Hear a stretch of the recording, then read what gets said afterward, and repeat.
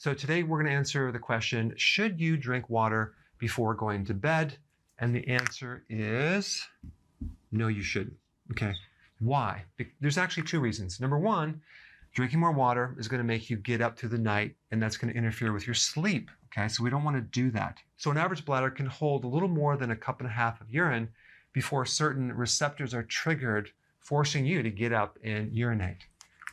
And there are people that have to get up through the night and urinate for other reasons, because if you're a diabetic, it's going to increase urinary frequency. If you're taking diuretics, that's going to do it. If you have a prostate problem, and by the way, as a side note, if you have a prostate problem, just avoid dairy and see if your prostate problem gets a lot better, because you may have prostatitis, which is an inflammatory condition, which could be triggered by dairy. But that's a separate video. And then you have a fibroid, which is a mass pressing on your bladder, or a condition called hypercalcemia could do it as well. I have a separate video on that. You can watch that. Okay, so number one, we don't want to drink before we go to bed because it's going to interfere with our sleep. Number two, dry fasting.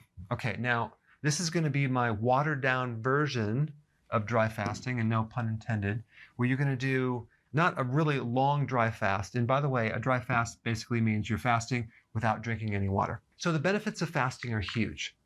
But when you do dry fasting, they're enhanced even more. Of course, to a point, because you can't go too long without drinking water before you die. But what happens when you do fasting is it triggers certain types of survival mechanisms that actually then cause this adaptation and these great survival benefits that occur. And doing a dry fast also helps that. So my recommendation is to not drink past, let's say, 6 or maybe 7 o'clock at night. And that will give you a good enough time to be able to empty your bladder, let's say 1.5 hours later, and then maybe one more time before you go to bed, and then you'll get the benefits of the sleep, plus the benefits of some dry fasting, okay? Because you're doing a version of this. You're not going 24 hours. You can drink in the next day, but it is a mini version of dry fasting to a certain degree, so it will give you some benefits. And also realize that your body can actually turn some of this fat into water. So when you're burning fat, you are releasing some water as well. All right, guys, I wanted to keep this really quick. I'll see you in the next video.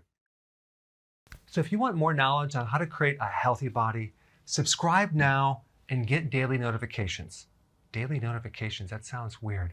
Well, I'll just remind you on a daily basis. How about that?